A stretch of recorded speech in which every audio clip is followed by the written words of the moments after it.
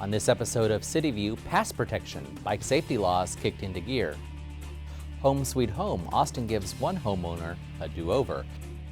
And fiscal feedback, budgeting for the future, see what's in the box.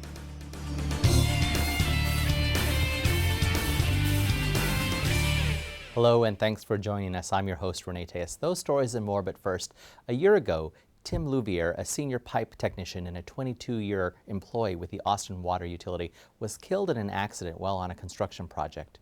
Recently, family, friends, city leaders, and coworkers gathered to honor him by renaming the East Service Center to the Tim Louviere Service Center as an honor and a tribute to Louviere's dedication, values, and service to the city of Austin. Unfortunately, about a year ago, one of our employees, Tim Louviere, was killed in a construction accident, and we're here today to memorialize him and really celebrate his life. Tim brought a lot of energy to our work group, hard work ethic, and we've renamed the service center that he worked at in honor of his name and the legacy and values he brought to our organization. It just means, and it shows me how much the city of Austin and the people that he worked with, how much they appreciated all his hard work and dedication, his commitment. These meetings ain't the same without him. As long as this building's here, it will be named in Tim's honor. It is one of just a handful of buildings in all of Austin Water Utility that are named, and it just represents the heartfelt gratitude we have to Tim and his family. It makes me happy, but it's bittersweet because it just reminds me that I lost someone that I love very much. But it also brings me joy just to see everyone just to gather around and to celebrate. And it has been a difficult year, but it's been one where we can find peace and hope. So it's been good. This service center represents generations of hardworking Austin Water employees who, like Tim, have paved the road with pride, respect, and dedication. Now, in other news, the city recently announced its new budget outreach program called Budget in a Box. This interactive tool asks residents to evaluate city services and see how residents believe the city should spend money. The tool is designed to understand what's important to Austinites to help the city guide budget decisions. The announcement came from City Manager Mark Ott at a press conference. It's an interactive tool that allows residents to engage in their own discussion about budgeting priorities and then provide us with feedback. I think to be considered one of America's best managed cities, it's important that we also involve our residents directly in the process of deciding where these dollars should go. If you would like to request your own Budget in a Box or to receive more information on the subject, please visit austintexas.gov/BIAB for Budget in a Box. And now it's time for a council update.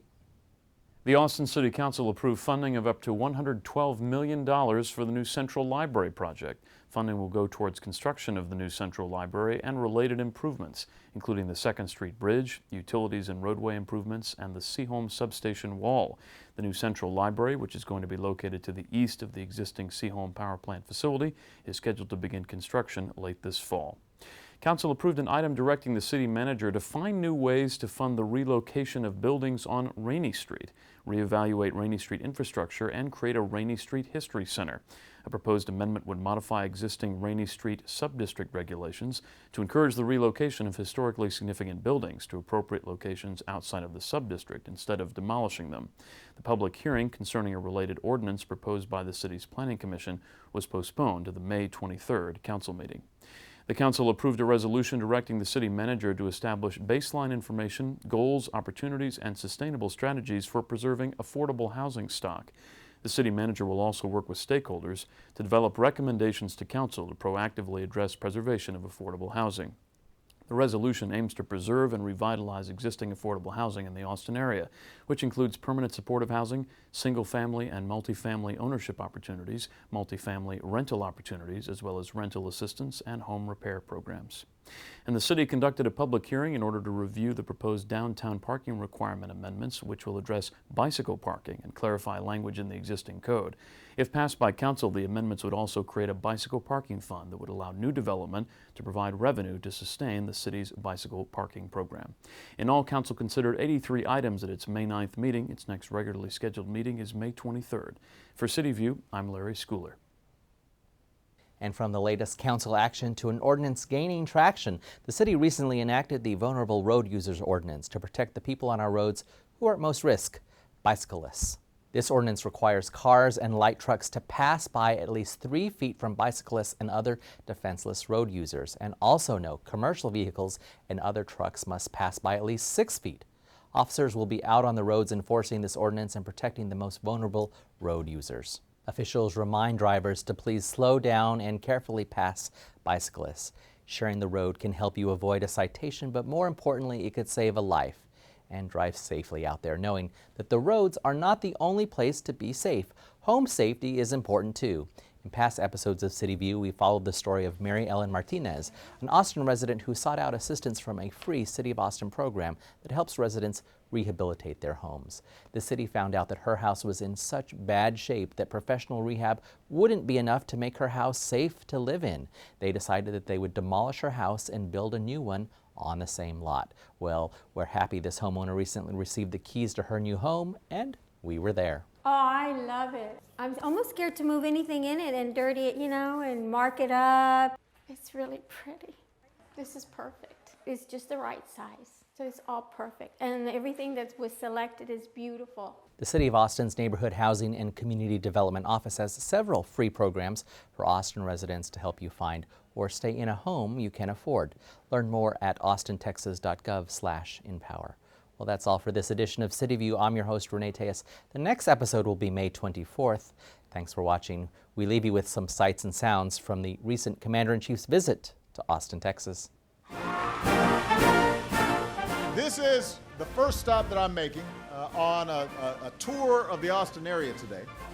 And I chose Austin partly because I just love Austin.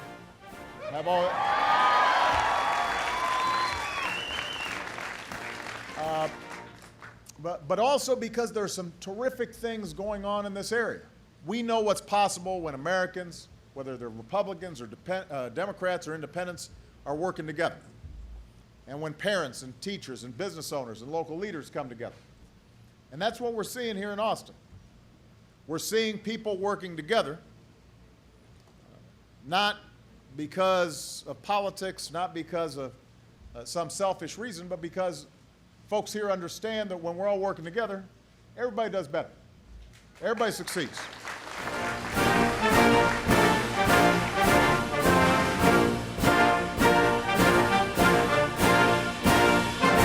Thank you very much, everybody. God bless you. God bless America.